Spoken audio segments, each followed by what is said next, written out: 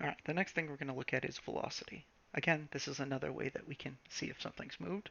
The difference here, though, is not only will we see something like this black box in the screen change position, but we can also distinguish its motion based on how quickly it is changing position or how quickly it's undergoing a displacement.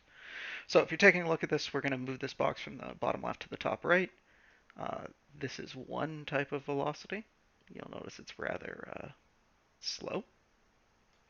That can be distinguished, we'll reset the starting position, by this type of velocity, which is much faster.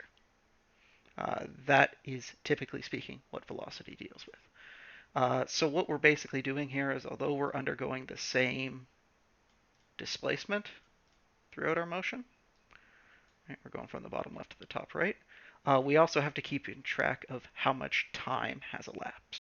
So not only do we have a displacement, but we also have a change in time that we have to deal with. And the change of time here is a scalar.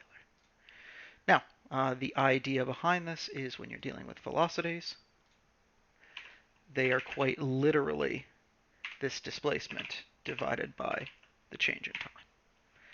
Now, there are some other ways of writing it in terms of calculus style notation, which you'll find in the notes, but basically this holds true.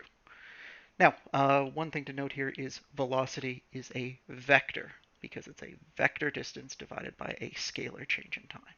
So as such, it will have a direction. Now, just like we had distance and displacement, there is a related quantity to the velocity known as speed. And speed is a scalar quantity. It has no direction.